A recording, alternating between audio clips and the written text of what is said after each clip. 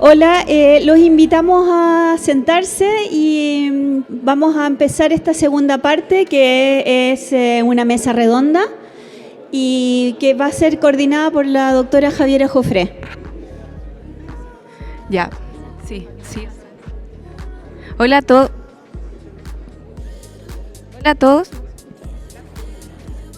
Hola a todos. Bueno, para comenzar vamos a presentar a nuestros panelistas de esta mesa redonda. Vamos a invitar a pasar a tomar asiento a los doctores que nos han acompañado en este segundo simposio. Primero vamos a invitar al doctor Eduardo Tizano. Adelante, por favor. El doctor Tizano es pediatra, genetista, con amplia experiencia y trayectoria en la genética y el conocimiento de las enfermedades neuromusculares, principalmente en atrofia espinal. Tiene mucha información para entregarnos a todos y se desempeña actualmente en el Hospital San Juan de Dios, en Barcelona.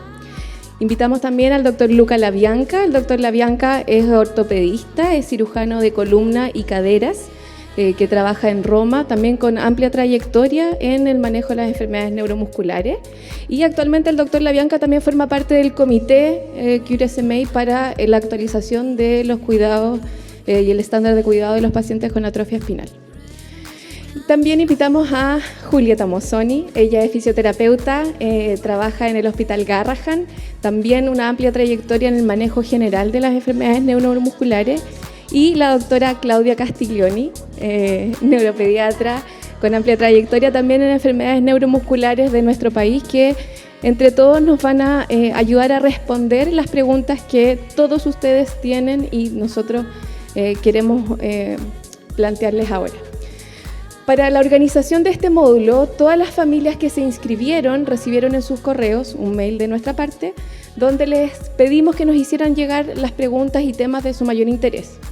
La idea es que vamos a hacer la primera mitad de este bloque con lo que recopilamos de esas preguntas para poder organizar y tratar de abordar la gran parte de la información, y luego vamos a dejar un segmento para preguntas abiertas que ustedes tengan y que no se hayan incluido en esta conversación. Entonces, para comenzar, ustedes tienen ahí micrófono, quisiéramos saber el estado actual de las terapias modificadoras de la enfermedad, tanto en Duchenne como en atrofia espinal, en relación a las complicaciones asociadas a su uso, a las expectativas que están manejando los pacientes en cómo esto ha cambiado el curso natural de la enfermedad, tanto para atrofia espinal como Duchenne, y los nuevos avances en el último tiempo. Breve y está difícil. Bueno, sí, doctor Tizano. Claudia, le doy la palabra a Claudia para que haga una pequeña resumen, un poquito de resumen con respecto a la parte y lo que ha ocurrido en estas últimas semanas, ¿no? Y después nos ponemos a comentar algo más de esto. Lo siento, esto es una cosa que tengo que hablar más fuerte. Bueno, nosotros... ¿Aló? Sí, se escucha.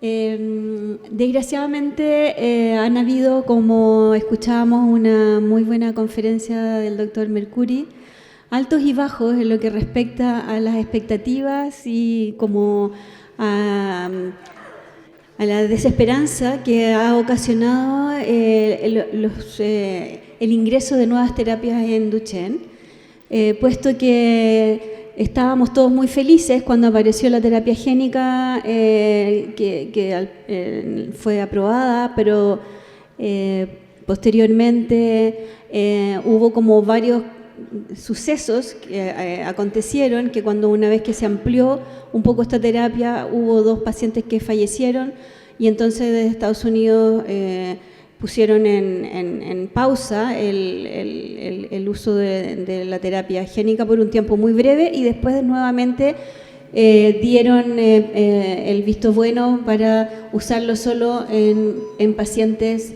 que tienen una edad restringida, que ya no son no aquellos que habían otorgado permiso, que eran pacientes no ambulantes. Entonces, la verdad es que yo creo que hay una esperanza importante, porque hay muchas terapias génicas en desarrollo en este minuto para Duchenne, con distintos tipos de microdistropina, con distintos tipos de vectores virales. Hay varias que se están ensayando, algunas que cambian un poco el objetivo, o la microdistrofina no es la misma, pero me parece que desde el punto de vista de lo que uno observa en la evolución de las patologías, como las que estamos abordando acá, que son las enfermedades neuromusculares, desde mi punto de vista, atrofia muscular espinal y Duchenne son las que más recursos científicos, más investigación y más desarrollo se han llevado en los últimos 10 años. Y creo que hay una esperanza positiva de todos los medicamentos que están saliendo y de los medicamentos que se están aprobando en esta área de la medicina. No sé si podemos complementar con lo que pasa en atrofia espinal. Yo quería preguntar, ¿quiénes están directamente interesados en saber lo que pasa en Duchenne? Para tener un poco de contexto con respecto al interés que pueden generar las respuestas en este sentido. Y porque, para complementar un poco lo que decía la doctora Castiglioni, la distrofia muscular de Duchenne tiene varias alternativas de tratamiento. La terapia génica no es que no existe nada y viene la terapia génica. Hay tradicionalmente todos los estudios de corticoides y después, dependiendo del tipo de patología molecular, es decir, del defecto genético que tengan, hay terapias que están aprobadas, si hay una mutación puntual, si hay algunas lesiones de una parte del gen. Por lo tanto, y además hay otras terapias complementarias, que no estamos hablaba ayer del givinostat, es decir, que hay una batería de terapias que, amén de que en estos momentos la terapia génica esté, digámosle, retenida o de alguna manera no se está administrando. En Estados Unidos se decidió dar solo a los nenes más pequeños, en Europa todavía no se puede dar ni a nenes más pequeños ni a nenes más grandes, es decir, que está esto retenido. Yo vería con optimismo, de todos modos, que en cierta manera son terapias que se están investigando. Recordemos que es como todo, ¿no? Las cosas pueden salir bien inmediatamente, andar todo bien, pero hay veces que hay tropezones en los caminos. Y yo realmente, viendo la distrofia muscular de Duchenne, como en mi época yo hice mi tesis doctoral en distrofia muscular de Duchenne, y si uno ve ahora todas estas alternativas terapéuticas que hay, yo lo vería con optimismo, y desde luego no dejaría de tener el seguimiento y los cuidados que corresponden, ¿no? Es decir, no olvidemos esto. Tenemos que ver todo como un conjunto de acciones que ayudan a que nuestros pacientitos con la enfermedad vayan mejor. No necesariamente vamos a tener una solución. Y recuerden esto, no hay una solución. Yo lo decía también con la atrofia espinal. No tenemos que poner la carga del tratamiento en una sola solución, porque vamos a necesitar tener varias soluciones o combinar soluciones para que el efecto sea mejor. Es decir, porque es como si nos falla una, tenemos que tener un plan B, pero no podemos poner todo el foco en una sola terapia, y si esa terapia no funciona, supongamos que por alguna razón todavía no se desarrollan vectores y esto no va bien, esto se puede retrasar. Mientras tanto, todas las otras terapias van evolucionando, se van aplicando, se están estudiando, se hacen ensayos clínicos y se van aprobando como para determinados pacientes. Así que yo creo que hay que mirarlo como un resultado positivo, aunque a veces ocurren cosas que nos hacen poner un poco más los pies sobre la tierra y decir, bueno, esperamos un poco más. No sé si era la... Sí, yo quiero reforzar también que, como lo dijiste, el tratamiento de los pacientes con Duchenne es un tratamiento que necesita de equipos multidisciplinarios y los estándares de cuidado son importantísimos. En el fondo, solo esos estándares bien seguidos han motivado y cambiado la historia natural de la enfermedad, haciendo posible que los niños y los pacientes con Duchenne tengan una mejor calidad de vida y una mejor expectativa también. Entonces, todo lo que son los cuidados respiratorios, lo que son los cuidados metabólicos, veíamos ayer en una conferencia acerca de la importancia del control endocrinológico, del desarrollo puberal en estos pacientes, de las complicaciones asociadas al uso de corticoides que hay que manejarlas y se pueden manejar adecuadamente. Entonces, la parte cardíaca, cardiológica, que es importante. Entonces, gran parte de lo que uno tiene que enfocarse, me parece a mí, es que todos esos estándares de cuidado que son conocidos, que debemos también implementarlos de buena manera y en buena forma en nuestro país, para nuestros pacientes. Súper. Bueno, y sí, si hay que hacer algún comentario de la atrofia espinal, es... me imagino que serán el resto, ¿no?, que levanta la mano de la atrofia espinal, ¿sí? Así me gusta verlo, decir, acá la atrofia espinal. Recordar también, Eduardo, que tenemos gente que está viéndonos a través de YouTube. Se está transmitiendo también a las familias que no pudieron venir presencialmente. Bueno. Sí. Bueno, yo pedí para... Alguien en YouTube también puede levantar la mano, pero no lo vamos a ver, Pero bueno, si al menos se siente así participativo, bienvenido sea para levantar la mano.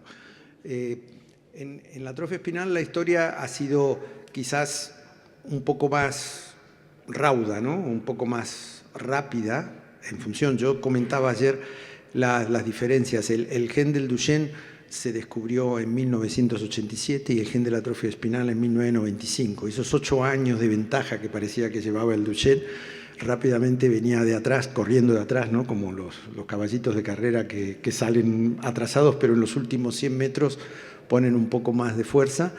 Y la verdad que el conocimiento de la genética también ayudó a que se desarrollen unas terapias que tampoco son infalibles. Es decir, hay que tener en cuenta, y esto es algo que estamos de alguna manera transmitiendo no solo a la familia, sino también a los profesionales, que el hecho de tener unas terapias aprobadas y que se demuestre que son eficaces en la mayoría de los casos, no nos tiene que hacer olvidar la individualidad de cada paciente y la importancia que tenemos que seguir estudiando y aprendiendo de la enfermedad. La enfermedad es muy astuta, es decir, por eso ha llegado donde ha llegado.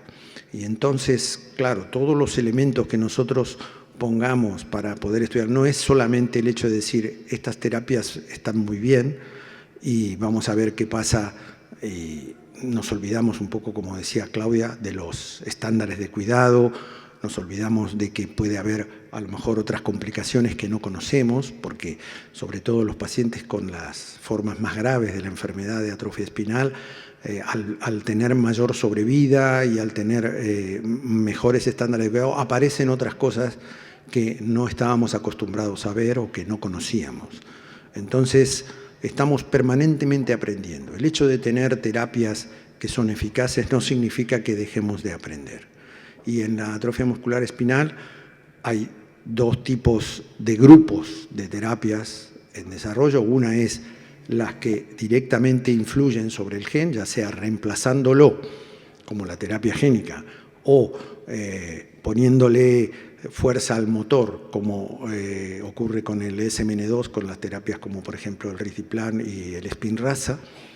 Esas, por un lado, lo que hacen es aumentar los niveles de proteína. Y después otras terapias que se están estudiando como para que, investigando inclusive en combinación con las terapias estas tradicionales, que nosotros le decimos DMT, ¿no?, por Disease Modifying Therapies. Cuando ustedes lean por ahí DMT, son estas 2 terapias que dijimos, la que reemplazan el gen o la que les dan un toquecito al motor del SMN2 de los pacientes.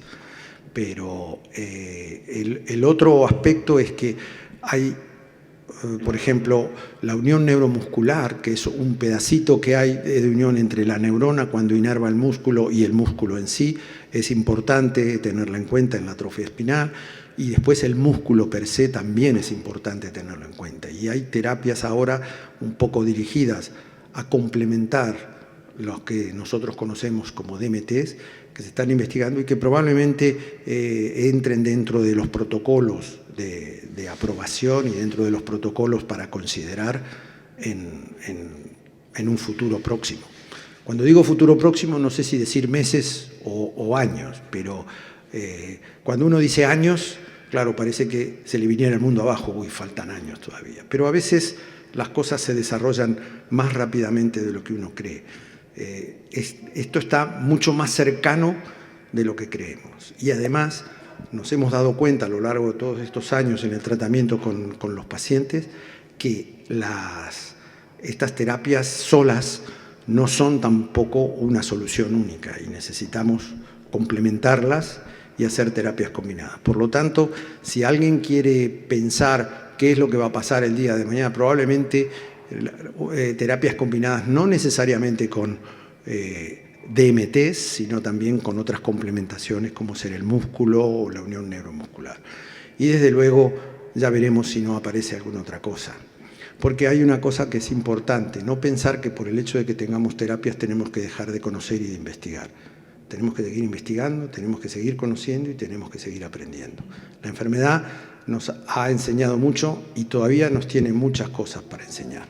No sé si alguien tiene alguna pregunta, ya sea online o en el público, más específica sobre algún tipo de terapia, pero creo que he dado un raconto general de cómo están las cosas en la tenemos otras preguntas y aquí hay una que se repitió muy similar entre Duchenne y atrofia espinal. Las voy a leer textual para que vean, esta fue de Duchenne. Para las terapias modificadoras de la enfermedad, ¿cuál se ha visto que ha tenido mayor impacto? Que, bueno, se abordó. Pero ¿qué grado de estancamiento se ha visto o qué evidencia hay de estancamiento en la evolución después del uso de la terapia? Centrándose un poco también en la terapia génica, de la evidencia que haya pública o que ustedes conozcan. Y desde atrofia espinal, ¿qué registros médicos hay que digan que Zolgensma haya tenido algún tope de duración que requiera pensar en una nueva aplicación de terapia génica? Lo preguntan dirigidamente. ¿Quieres decir algo de la parte de...? Me toca la más difícil. Bueno, la verdad, son observaciones individuales, o como se dice en inglés, anecdotal cases. Es decir, no hay un registro actual que diga que los pacientes que reciben, por ejemplo, la terapia génica, después de un tiempo necesitan o hacer un boost, ¿no? Es decir, hacer otra dosis, cosa que es imposible con la terapia génica, porque esto lo tenemos que saber. La terapia génica es una sola vez en la vida. Es como la mamá. Uno tiene solo una mamá en la vida. Puede tener muchas novias, pero tiene una sola mamá. Aquí pasa igual. Es decir, cuando uno elige dar la terapia génica, sabe que si la da, ya está, no la puede repetir. Y entonces, claro, si por alguna razón la terapia génica no cumple con las expectativas o después de unos años uno ve que no funciona en todos los pacientes igual, porque hay pacientes que van a andar como aviones y otros pacientes que van a ser mucho más lentos es decir, inclusive hay experiencias aquí mismo en pacientes de Chile de que algunos pacientes no han necesitado reforzar, pero con otro tipo de terapias, no con una terapia génica. Así que está siempre abierta la puerta para el concepto de que el hecho de que tengamos una terapia génica no significa que tengamos una solución definitiva. Y tenemos que estar todo el tiempo pensando que si pasa algo, tenemos otros elementos como para poder reforzar las terapias y ayudar al paciente a que vaya mejor. Así que no hay un periodo de años. En algunas otras enfermedades se ha visto que estos virus, que son los que llevan el gen, tardan varios años, más de 10 años, 12 años y lo que sea, pero habrá que ver cuál es la experiencia específica que uno va acumulando en la atrofia espinal. Lo que sí es cierto es que no es infalible, por lo tanto hay espacio como para ver que algunos pacientes no van a ir tan bien como pensábamos con la terapia génica y que van a necesitar reforzarse con otro tipo de terapias. Super. Doctora Castiglione, ¿algún comentario? No, me parece que lo que el doctor Tisano dice también se aplica para el caso de lo que pasa con terapia génica en Duchenne, en el sentido de que hay todavía mucho que entender y comprender acerca de la fisiopatología de la enfermedad y dos, que los pacientes responden distinto. Lo aprendimos con atrofia espinal, que los pacientes no son, cada uno es individual y finalmente una terapia que es igual, es una terapia génica, los niños responden distinto, porque hay otros factores que modifican la expresión de la enfermedad que tenemos que aprender, tenemos que seguir aprendiendo. Y pasa lo mismo en Duchenne. Súper.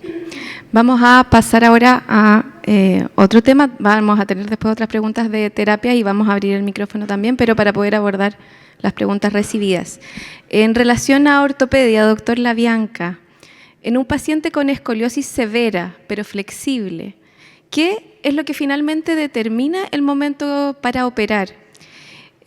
Ya sea cuando la curvatura siga aumentando, ¿cuándo se puede postergar la cirugía? En el fondo, ¿qué lo va a determinar? ¿Hace falta translation? No, this time. Ha tenido una evolución perfecta en 2 días, ahora ya no necesitamos hacer traducción. I'm sorry, but I have to answer in English because the first step is to understand, the second step is to speak. So I hope that you are able to understand what I'm saying, otherwise maybe you can translate for me or Eduardo. ¿También? Pero bueno, ningún problema.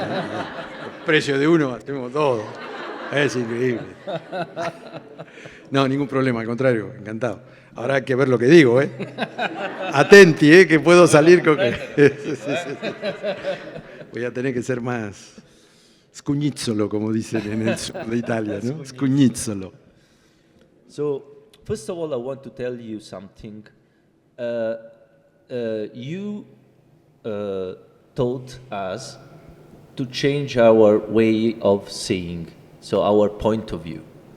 You changed a lot our point of view. Because 20 years ago, we were alone, single professionals, to work for patients. We understood that the difference is to work together. So the first thing that you taught us was to work in a multidisciplinary team.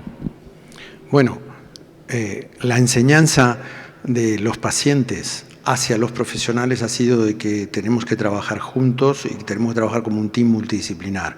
Hace 20 años atrás todavía estábamos más individualizados y menos conectados entre los profesionales y específicamente también con los grupos de familia. El hecho que las familias se conozcan más, que haya más información, ahora estoy agregando, ¿eh?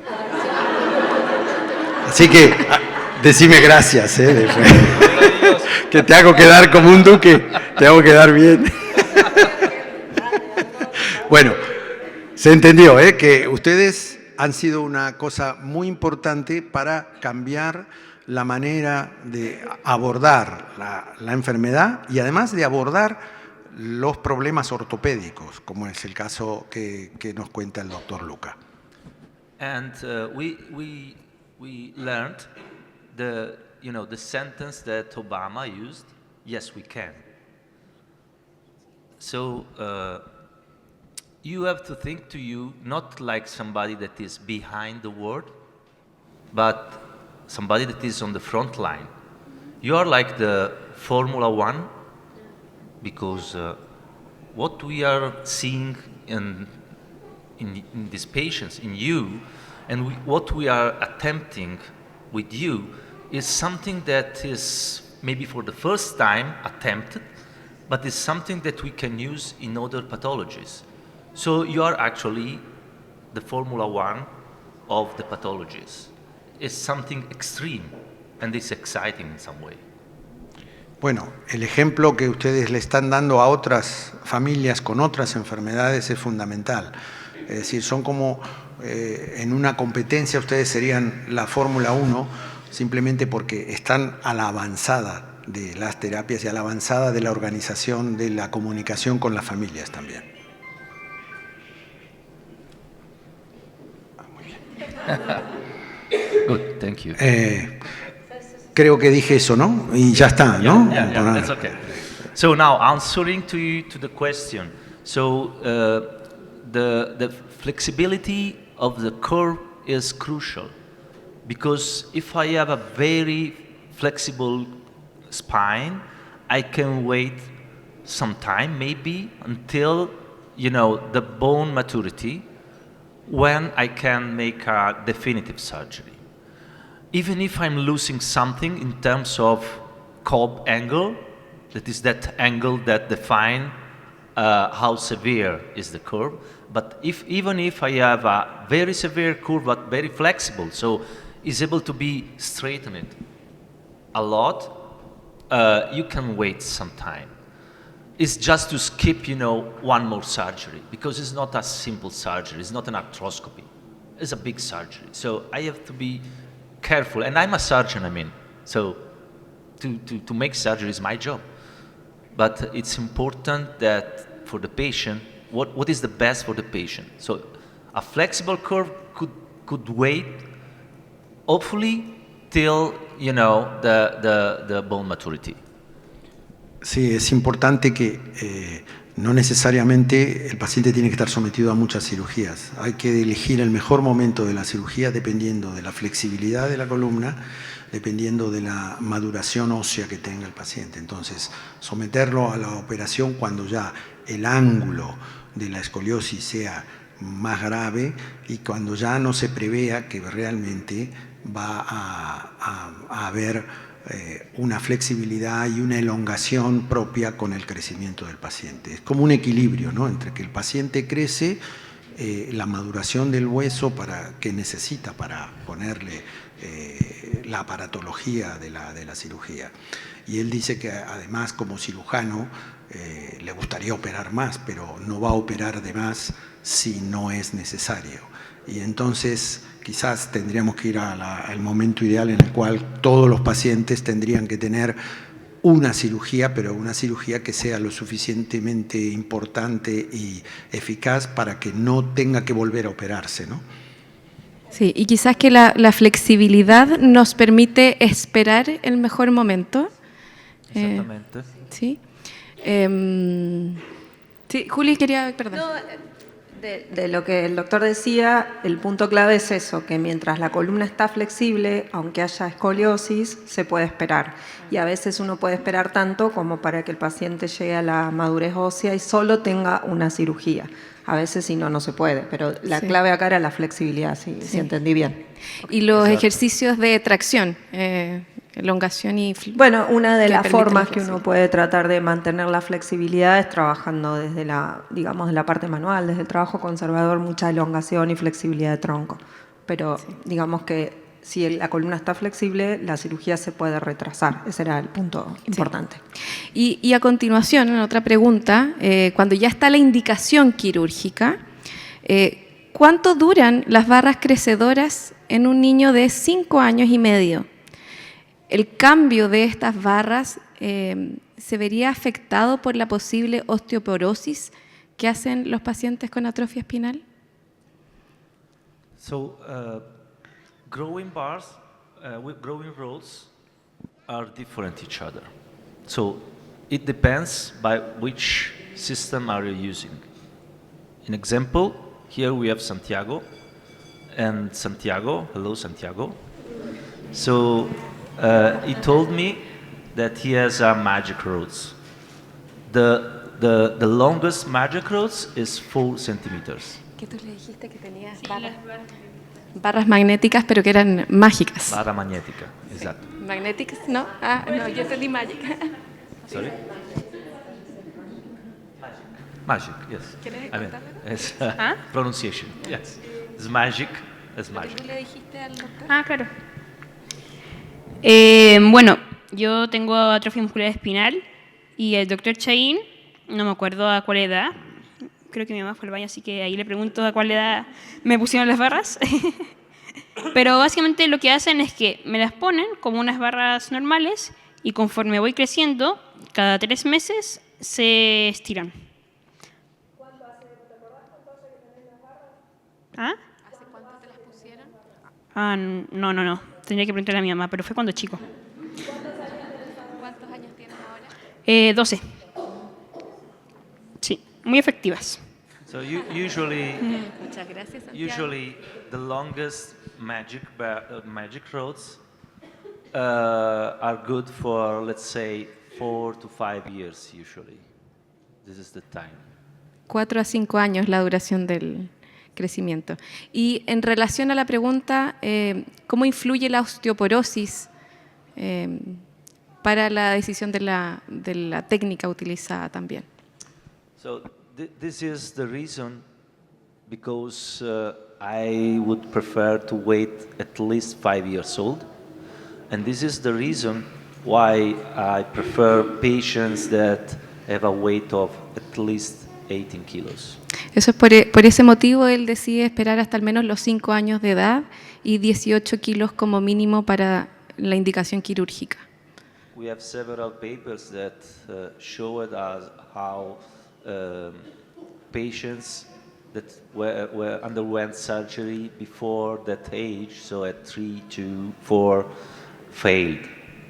Que hay muchos artículos publicados de que pacientes que se sometieron a cirugía previo a esa edad de 3, 4 años tuvieron malos resultados en su evolución.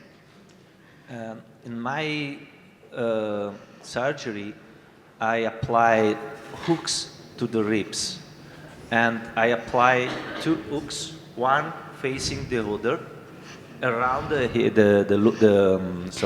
En su cirugía, él aplica ganchos hacia las costillas que se enfrentan por ambos lados del gesto. So I have a kind of, hook that include the ribs. Que incluye la costilla en el interior de estos ambos ganchos. They are pretty large. Son bien And gran so largos actually they should maintain better. y deben mantener mejor la posición. For hypotonic patients, as SMA patients, I think it's a good solution. Y pareciera ser una buena solución para los pacientes hipotónicos, como en el caso de los pacientes con atrofia espinal.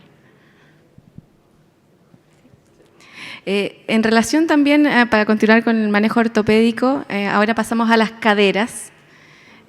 ¿Cuál es su opinión respecto a la deambulación de los pacientes que ya tienen subluxación o bien luxación de una o ambas caderas? So about this, actually it's something very new, almost, and very different from the past. So today we have this so-called SMA type 1.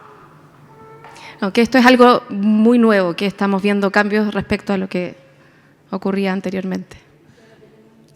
Es que, claro, ahí viene. Paciente tipo 1. So it's something that we are still describing, because they are different from, in example, the SMA type 3 that were able to walk, but they were different in terms of phenotype. Y el cambio está dado principalmente porque hoy día estamos viendo pacientes tipo 1 que anteriormente no los llegábamos a ver caminar, hoy día sí, y tienen unas características distintas a los pacientes con atrofia espinal tipo 3 que ya los conocíamos anteriormente. But we will investigate what is going to happen. What I know is that I have a lot of patients without SMA that were able to walk with a subluxated or luxated hip. Que hay evidencia en pacientes que no tienen atrofia espinal, pero que han podido caminar con luxación de caderas. So I think that we should allow this patient absolutely to walk, because it's important for the spine and it's important for their motor skills. Que debemos impulsar en el fondo a estos pacientes a caminar porque tienen múltiples beneficios, ¿no es cierto? Sobre todo a nivel de columna. At the same time, we need to investigate if we can do something to reduce the number of or the severity of subluxation and luxation. And so we can definitely find something different for this. Sí, y en paralelo debemos seguir investigando qué podemos hacer para reducir esta tasa de luxación y subluxación Mostly I'm de thinking cadera. to a conservative treatment, as we do for a patient with hip dysplasia, an example. So the first stage is to understand what we can do with a conservative treatment to improve, the development of a good hip and femoral neck. Sí, y la primera etapa es ver el manejo conservador, como ocurre en los pacientes con displasia de cadera. ¿Cuál es la indicación, ¿no es cierto?, de estas técnicas en estos pacientes? Poder buscar el mejor desarrollo de esa cadera. And I want to send you this message, take-home message. The hip subluxation and hip luxation, the progressive hip subluxation or luxation, is not correlated with pain. So this is very important. Mensaje muy importante para todos es que la luxación o la subluxación progresiva de caderas no se correlaciona con el dolor referido por los pacientes. This means that, in example, the surgery of cutting the femoral head makes no sense. Esto And we significa have several papers that describe this. It's not my opinion. It's something that has been described. Esto significa que cortar la cabeza femoral no tendría indicación en estos casos. Que hay mucho artículo publicado, pero que no es la opinión del doctor LaBianca. Por eso, hay artículos... Es lo que dice la evidencia. Disculpen.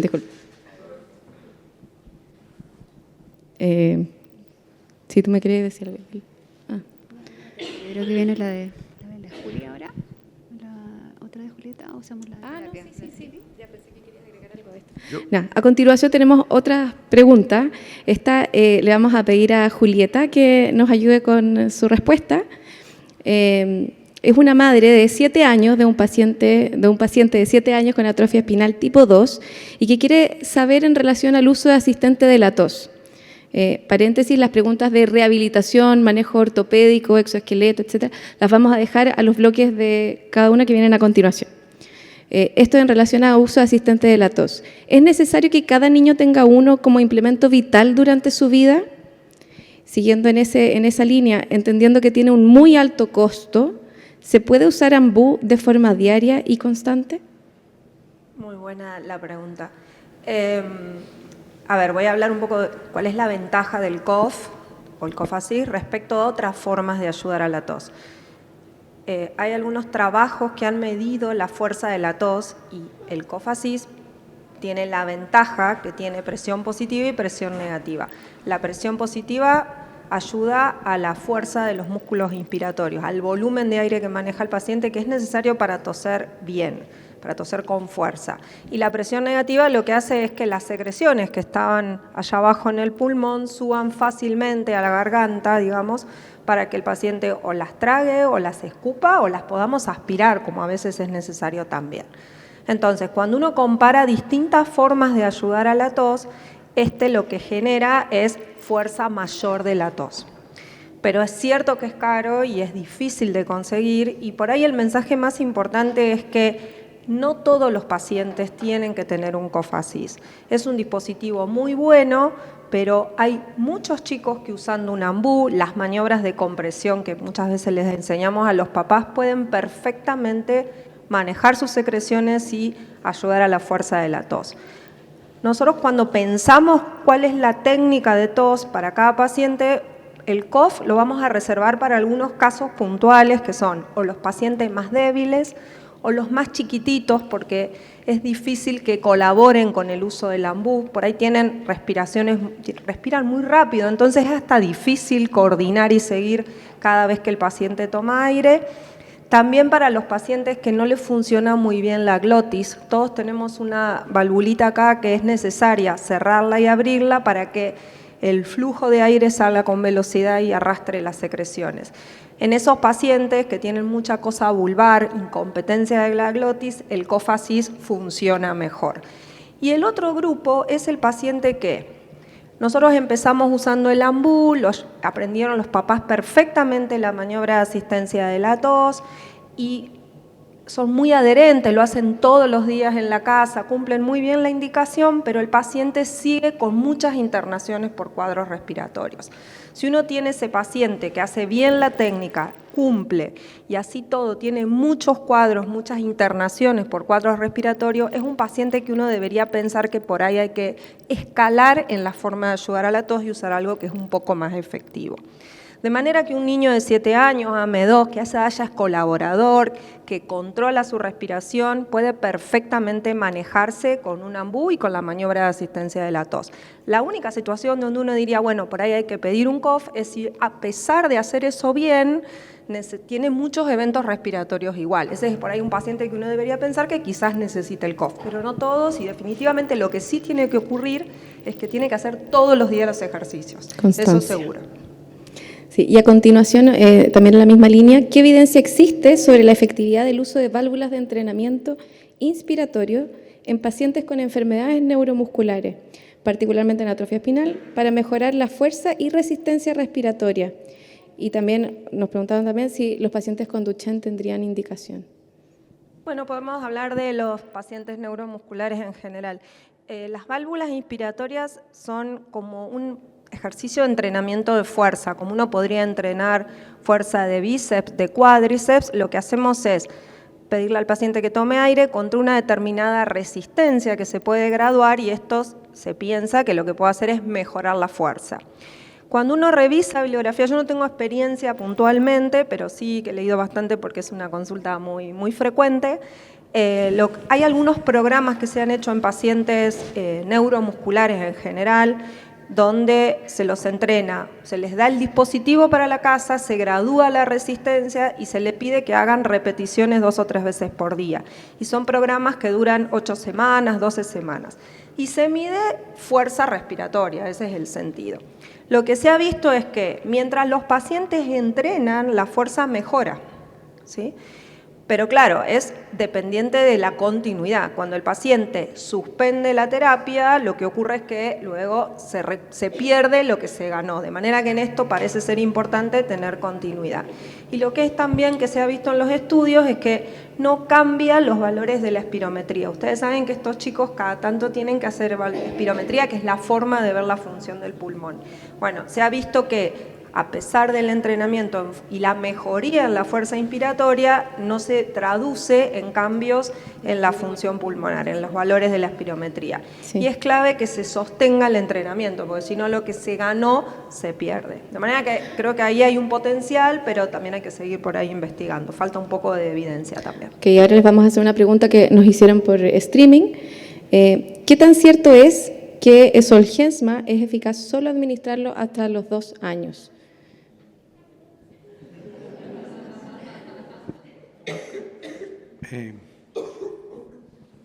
No, el problema de la edad tiene que ver también con el peso, porque las dosis de Zolgensma se hacen por kilo de peso, son partículas virales por kilo de peso. Cuanto más grande es el bebé, mayor cantidad de partículas virales, y va a llegar un momento que uno le pone mucha cantidad de partículas virales y puede haber una reacción realmente inmunológica muy importante, sobre todo a nivel hepático. Por lo tanto, la limitación actual es prudente para darlo por vía sistémica, es decir, que se dé una inyección por vena y se distribuya por todo el organismo, es hasta los 2 años o hasta una determinada cantidad de peso, es decir, de peso del paciente. Ahora bien, se están investigando otras formas de poder administrar la terapia génica a pacientes más grandes por la vía intratecal, es decir, por la punción de la columna y inyectar la medicación en el líquido cefalorraquídeo, como pasaría con Spinraza. Así que son 2 cosas.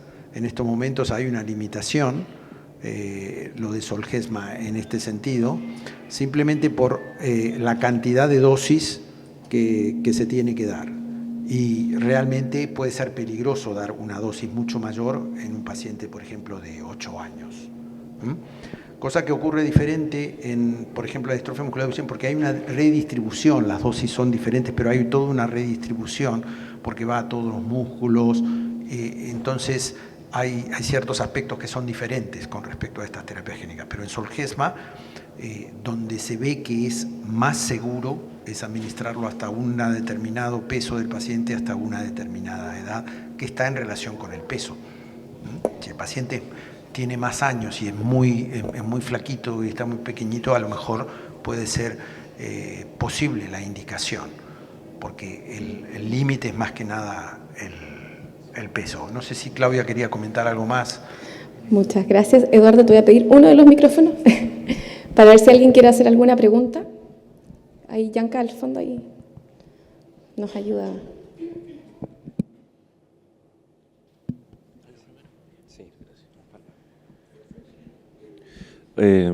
Hola, buenas tardes. Por acá.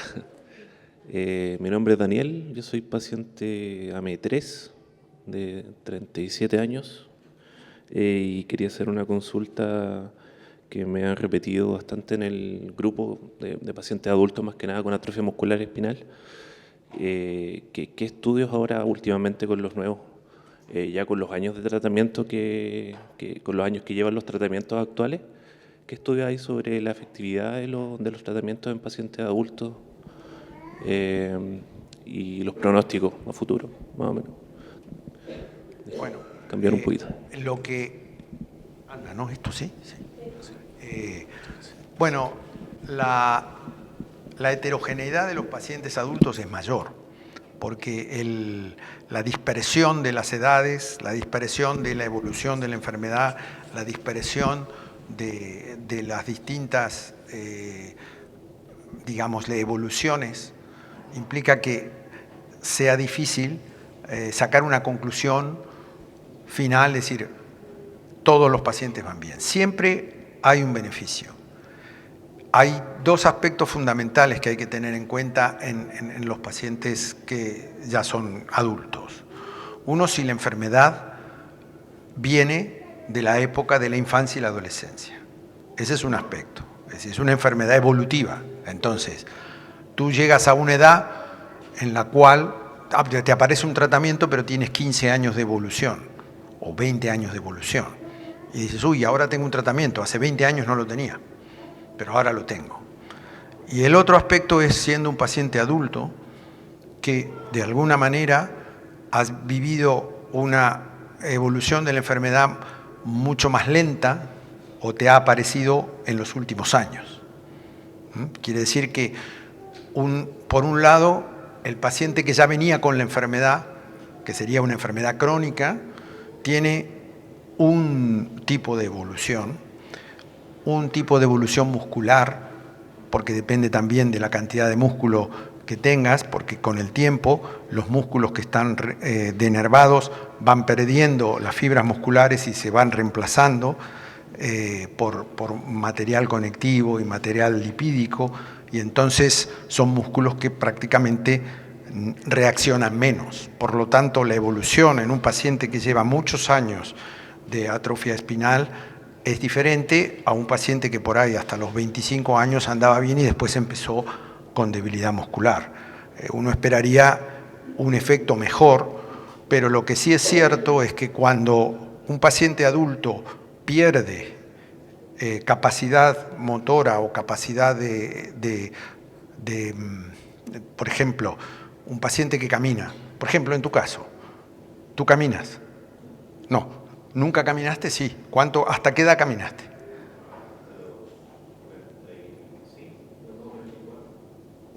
¿Tú hasta los 34 caminaste? ¿En serio? ¿Sí? Ah, muy bien. Ahora ya no caminas porque estás más débil, pero por ejemplo, ¿cuánto hace que estás en tratamiento? 1 año. 1 año. Sí. Quizás a lo mejor cuando a los 33 o 34, cuando tú ibas perdiendo esa capacidad de caminar o te sentías más cansado y todo, ya estabas perdiendo la compensación que estaban haciendo las neuronas motoras y quizá el tratamiento allí te hubiera ayudado un poco más. Ahora ya has bajado un peldaño, que quiere decir que has perdido esa capacidad ambulatoria. Pero quizás con el tratamiento ahora puede ser que en algunos momentos te sientas con capacidad de dejar la cuestión de la silla de ruedas. ¿Estás en silla de ruedas? Sí. Es que no te veo de aquí. Sí, sí. Sí. Entonces, de dejar la silla de ruedas y hacer algunas cosas en casa o con ayuda, de acuerdo a esto y de acuerdo a una buena rehabilitación que tienes que seguir teniendo. Entonces, lo que se ve es que después de muchos años, a lo mejor las curvas motoras van para arriba, pero llega un momento que se estabilizan. Y tiene que ver con la capacidad de compensación que tengan tus propias motoneuronas. Cuando se pierde una neurona motora que inerva una fibra, sale otra y que dice yo trato de ayudarla a esa neurona motora y se hace cargo de la fibra. Pero entonces es como una neurona, es como tener dos personas que mantener en vez de una. Entonces, cuando es 1 a 1 es más fácil, pero si las neuronas son débiles, al perderse uno de ellos, la otra neurona que está por ahí trata de compensar, pero la resistencia de esa neurona motora también puede verse afectada. La medicación lo que trata de hacer, al menos, es mantener la eficacia de esa neurona motora por compensar. Así que cada caso tiene que ser estudiado dependiendo de la evolución de la enfermedad.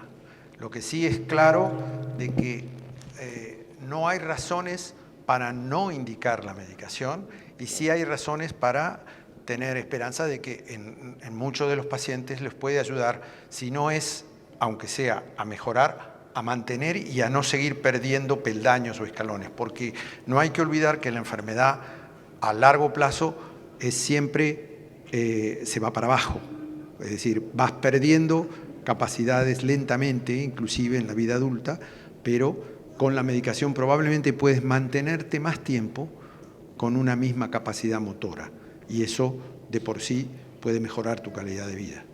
Y si tienes alguna otra dificultad, como por ejemplo, no sé, me puedo peinar o puedo masticar mejor o puedo hablar mejor o puedo tener más resistencia para darme vuelta en la cama, es decir, hay una serie de circunstancias que pueden ayudar y que no necesariamente tienen que ver con el tipo de vida que estabas acostumbrado a hacer hasta que perdiste la deambulación. Eso para todo tipo de AME, incluso casos de AME2, por ejemplo, que empezaron con tratamiento ya en la adultez igual, es lo mismo. Lo que pasa que en la AME2 ya de por sí ya vienes con un bagaje de menor disponibilidad de neuronas motoras. Por eso esas neuronas nunca te van a ayudar a lograr la bipedestación y la deambulación autónoma. Por lo tanto, ya tienes un sustrato menor para dar. ¿Qué quiere decir? De que a lo mejor algún paciente tomado o tratado muy tempranamente pueda llegar a deambular, sí, es posible. Hay pocos casos, pero en general hay que pensar que lo que define la enfermedad y que el tratamiento va a ayudar es lo que tengas de sustrato, lo que te quede de neuronas motoras disponibles, es decir, vivas y suficientes como para compensar cada vez que tengas algún problema. Y el tratamiento lo que hace es mantenerte, darte como una especie de lago con nutrientes y con cosas que pueden llegar relacionados con la proteína que se necesita para que estas neuronas sobrevivan y que no se vean afectadas por el paso del tiempo, por los esfuerzos y por la evolución de la enfermedad. Muchas gracias. Tenemos otra pregunta ahí atrás y después aquí adelante también. Buenos días, soy Cintia, mamá de una pequeña AME tipo 2, Emilia. Tengo 2 preguntas para el doctor Lucas y el doctor Tizano. Doctor Lucas, para el acortamiento de los flexores de la cadera, ¿qué recomienda usted? Y para el doctor Tizano, ¿podría hablarme sobre el estudio de los inhibidores de la miostatina y qué beneficio tendría para los pacientes con AME? Por favor. El acortamiento de los flexores, ¿no? Sí, ¿qué es lo que haría el doctor Lucas referente a los flexores de la cadera? ¿Si operaría o esperaría? Sí, le harías la operación de la cadera, de la hip. For hip flexures. para una niña de 5 años.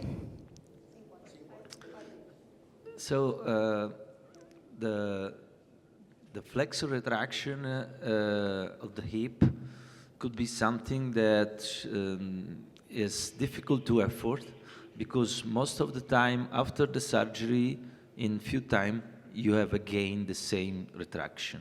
So we can consider it when we have a severe retraction, but for the patient should be very clear that the patient should make a lot of physiotherapy, otherwise it's not the surgery the solution alone. It's always together with physiotherapy. Sí, que en el fondo después de la cirugía hay una alta tasa de recidiva, que el paciente vuelva a ganar la misma contractura que tenía previamente. Por lo tanto, la fisioterapia es fundamental. No es solo la cirugía. Eso. ¿Pero operaría? If the retraction is very severe, yes. Otherwise, first I try with physiotherapy or other therapies that could be useful for this kind of patient. So depending by, the condition. 5 years old usually is too young for having a very severe retraction, but in the case could be a choice, for sure. Depende de la condición, que primero la fisioterapia y si fuese muy severa, y que le parece que 5 años es muy pequeña, muy joven para tener ese tipo de contractura tan severa. Gracias. Gracias. La segunda pregunta que habían hecho para el doctor Yo quería Tizano. comentar también que a veces cuando hacemos los tratamientos, no todos los músculos responden igual. Y los músculos más fuertes son los que hacen que a veces aumenten las retracciones en los músculos más débiles. Entonces eso también hay que tenerlo en cuenta con los tratamientos, que no necesariamente todos los músculos van a mejorar de la misma manera. En la atrofia espinal hay músculos que son más fuertes que otros. Por ejemplo, el cuádriceps es quizás aquí el más débil que tienen los pacientes. Entonces, a partir de allí, otros músculos con los tratamientos pueden llegar a tener una mayor influencia y aparecen a veces retracciones que son inesperadas. O que uno dice, uy, me dieron el tratamiento y al final tengo más retracciones o tengo otras retracciones que antes no tenía. Pero esto no quiere decir que el tratamiento no sea efectivo, sino es porque la afectación de los músculos es diferente y no son siempre iguales. Y con respecto a los inhibidores de la miostatina, se está viendo que cuando se ayuda, se hace una terapia, una DMT, ¿no? Por ejemplo, una terapia que tiene que ver con el SMN2 no se han hecho con terapia génica, creo que no tienen ninguna terapia génica, son todos con Spinraza y Risdiplam. Mejorar o ayudar el músculo a responder aparentemente tienen una mejor evolución, porque ayudan. Lo que no sé, cuál puede ser la evolución a largo plazo. Lo que sí es cierto, que tampoco lo comenté con él, con el paciente de la pregunta anterior, es que probablemente en los pacientes más grandes uno tenga un mayor margen de maniobra para dar algún tipo de medicación, como por ejemplo un estabilizador de la unión neuromuscular como el salbutamol o eventualmente un inhibidor de la miostatina. Pero hay que ver cómo está el músculo. Hasta ahora los ensayos clínicos se están haciendo en chicos más chicos, donde todavía puede haber respuesta del músculo. Habría que ver en pacientes más grandes después si realmente la respuesta puede ser igual o no. Pero es una medicación que habrá que tener en cuenta y probablemente forme parte del arsenal terapéutico para complementar. Nunca como para reemplazar las otras medicaciones, pero sí como para ir sumando al arsenal terapéutico que se va disponiendo. Porque hay que pensar, como lo que decía antes, que una solución no va a haber, sino que va a ser una solución llena de cosas y de efectos combinatorios que tendrán una influencia final en cada paciente. Así que son cosas para tener en cuenta. Okay. Tenemos ya 4 preguntas que están a la... Just one thing that is important for her. So that patient, you told me, is able to walk? No, es tipo 2. So this is another important thing. our surgery is a functional surgery. It's not an aesthetic surgery. So we need to focus the goal. For a patient that is not able to walk, why I'm doing a kind of surgery that should help to improve motor skills. Sí, que esta es una cirugía funcional, no estética, por lo tanto hay que centrarse cuál es el objetivo para el paciente de realizar esta cirugía. Tenemos aquí una pregunta adelante y después Sí. Santiago, que es el hijo de... Hola, mi nombre es Carolina, mamá de Santiago, que está allá. Se olvidó que tiene madre, no importa. Una pregunta para el doctor Luca. Santiago tiene 12 años y a los 3 años y medio fue operado de caderas, ambas caderas por luxación. Y a la semana se le volvieron a luxar. Y hasta el día de hoy están luxadas y siguen porque le quebraron el hueso y le pusieron un fierro. Y el tema es que, y tengo que ahora, entiendo que volver a operar para sacar ese fierro, pero el objetivo era como encajar la cadera, pero a la semana se salió. Entonces, hoy en día Santiago entra y sale cadera. Entonces, entiendo que hay un periodo para sacar ese fierro y ya no hacer nada con las caderas. Aquí tiene como dos tajitos en las piernas y fue una operación que se tomó la decisión, pero fue en vano. ¿Qué haría ahora con las caderas de un niño AM2? Que la historia clínica de Santiago, él ya lleva 9 años con Spinraza. Empezamos en Boston con este tratamiento porque todavía no llegaba a Chile. Y Santi desde su diagnóstico siempre ha ido de menos a más. Nunca ha decaído, ha estado estable o mejor con Spinraza. Pero el tema de las caderas, creo que tomamos una mala decisión de ensayo y error. Entonces, mi pregunta para el doctor Luca es, ¿qué hacemos hoy con las caderas de Santiago, de mi hijo Santiago? Podría essere sicuro cosa...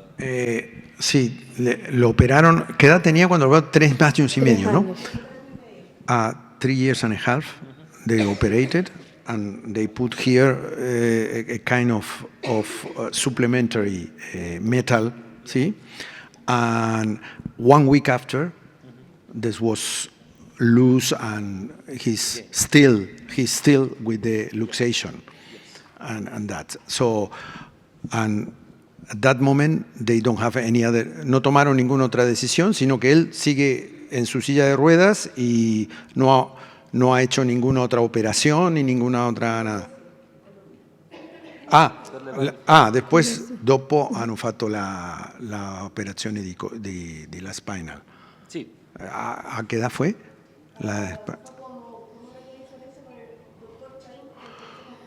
4 y medio, ¿no? 4 y medio, 5.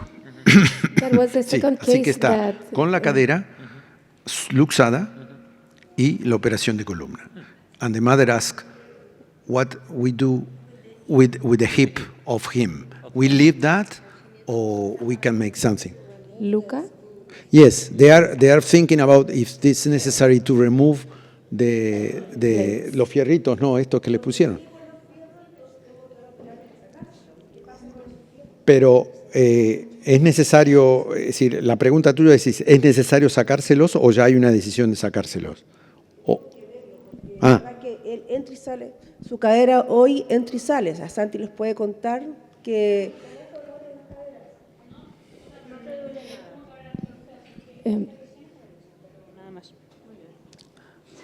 I mean, the two questions are if he could walk, and it's no, and if he has pain, and it's no. So the reason for remove the plate is just because the plate could give you a problem in terms of for the growth of the femur, but it's not a big deal for Santiago. So I think that at the moment you can just monitor what is happening and you can decide later about removal of the plate. La decisión de remover la placa tiene que ver con la funcionalidad, si camina o no camina, y en relación al dolor, que ambas no tiene dolor, Santiago no está caminando actualmente y no sería un problema para él dolor en relación a la placa. Entonces la decisión de la cirugía iría un poco en esa línea y quizás esperar cuando genere un problema la decisión para tomar la decisión de retirarla. Que yo me acuerdo que el doctor Rayman, que fue el que lo operó, recuerdo que en ese tiempo me dijo que había un periodo de tiempo que si no se sacaban las placas, después era imposible sacar esas placas. It could be more difficult because the bone growth on the plate, and so it could be more difficult. But I mean, I didn't see the X-rays, but most of the time you can leave the device. So if the surgeon thinks that the device could stay there without any significant problem, there is no reason. It's the same when you have, a fracture, and then you put some screws or a plate. You can remove it because in the future the plate could broken or could, I don't know, you can have a new fracture there, and then you find this device, but it's not mandatory. No es mandatorio, por lo tanto va a depender de la complejidad, pero generalmente tiende a crecer hueso alrededor de estos dispositivos y es lo mismo que ocurre en el caso de fracturas, donde hay tornillos y placas que también se decide si retirar o no en función de la complicación que pueda tener. Santiago también quiere hacer una pregunta. Antes de... Sí. Les quería hacer una pregunta sobre un medicamento que se llama el Scholar Rock, que está en desarrollo. Sé que hace sacar más músculo, pero no sé por qué, o me gustaría saber más a fondo sobre qué hace. Le contaba a una señora que lo preguntó que la medicación está en estudio y que va a ayudar a mejorar los músculos. Lo que pasa es que va a ser una medicación que no va a ser única, sino que seguramente se aprobará tomándola o recibiéndola con alguna de las otras medicaciones que recibe, que creo, por ejemplo, Santiago recibe Spinraza todavía, ¿no? Ah, está, bueno. Espera que no escuché qué me decía. O sea, que se reciba junto con Spinraza. Claro, porque, por ejemplo, el ensayo clínico que se está haciendo se hace con Spinraza más el Scholar Rock. Entonces, cuando ya tengan los resultados definitivos, seguramente habrá una aprobación de esta terapia para adjuntársela, además de la Spinraza, por ejemplo, al Scholar Rock, a un determinado número de pacientes, que a lo mejor entra dentro de las edades en las cuales se puede aplicar en tu caso. Pero no lo sabemos seguro para qué edades se va a aprobar, porque siempre el problema que hay con las aprobaciones de las medicaciones es que los ensayos clínicos tienen una limitación de edad y una limitación del tipo de pacientes, y después la aprobación a lo mejor es mayor o no, dependiendo de quién lo apruebe. Pero en principio es una medicación que en los próximos años seguramente va a estar en el arsenal terapéutico. Muchas gracias. Nos queda tiempo para 2 preguntas que están ahí y después tenemos otra al lado de acá. Buenos días a todos. No es una pregunta propiamente tal, sino que una reflexión como familiar, ¿ya? Primero que todo, le agradecemos un viaje largo por estar en Chile, ¿ya? Y atendiendo todas las consultas de la familia.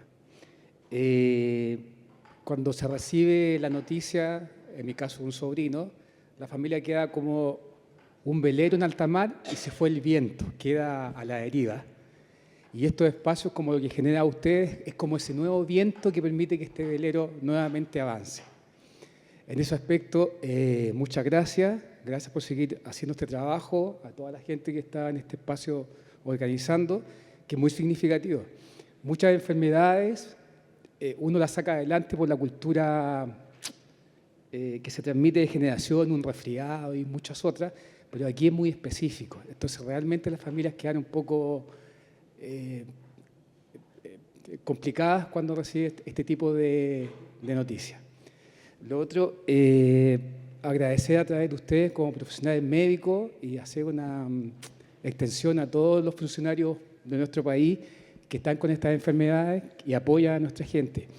En mi caso, mis sobrinos atienden en el San Borja, en el San Juan de Dios, y reciben la parte técnica, que es la parte de motora,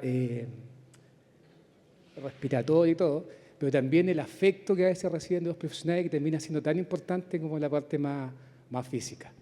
Así que doy un agradecimiento nuevamente y gracias, y que sigan avanzando, y muchos cariños a toda la familia. Muchas gracias por esas palabras motivadoras. Tenemos acá otra pregunta. Gracias. Me llamo Camila, soy mamá de un chiquito con AME1. Afortunadamente se pudo detectar a tiempo. Actualmente está con Spinraza y pudimos conseguir Zolgensma, entonces está con terapia dual. Está caminando, pero el gran tema que tenemos hoy, simpatizando ahí con la otra mamá, son las caderas. Hoy día tiene sus caderas subluxadas. Se han mantenido afortunadamente como estables durante estos años, pero nos han hablado mucho sobre cirugía, que hay que operar. Por otro lado, tenemos opiniones bastante en contra de la cirugía. Entonces, nosotros como papás de repente quedamos un poco en un limbo de que si es necesario operar o hay que dejarlas como están, y en el fondo ir viendo con el paso del tiempo qué es lo que finalmente se podría hacer. Mi pregunta es, pensando que en los países donde viven ustedes quizás hay más avances de lo que hay en Chile hoy en día, nosotros estamos como aprendiendo mucho de ustedes. ¿Cómo solucionan ese problema? ¿Qué es lo que ven ustedes que han encontrado en otros niños con las mismas situaciones? ¿Qué es lo que ustedes sugieren que se pueda un poco aprender de eso, como nosotros como papás, y ver qué se puede hacer con Renato? Quisiera agregar que Renato es el caso del paciente que te mostramos el día de ayer, que incluso mostramos un video de la marcha de Renato y de la evolución de sus radiografías de cadera. So, Renato walks in a way that is typical because the hips, but even because the muscle impairment. So it's both of them. Voy a ir traduciéndole al tiro, que Renato camina de esa forma por sus caderas, pero también por la debilidad muscular. So we can definitely think about the future of these hips. We have several surgeries for other pathologies. The problem is, as I told you at the beginning, that we have no experience at the moment for these patients. Para pensar en el futuro, hay experiencias en otras patologías, pero no la tenemos en atrofia espinal. I'm pretty sure that we need to do something. Estoy seguro que tenemos que hacer algo.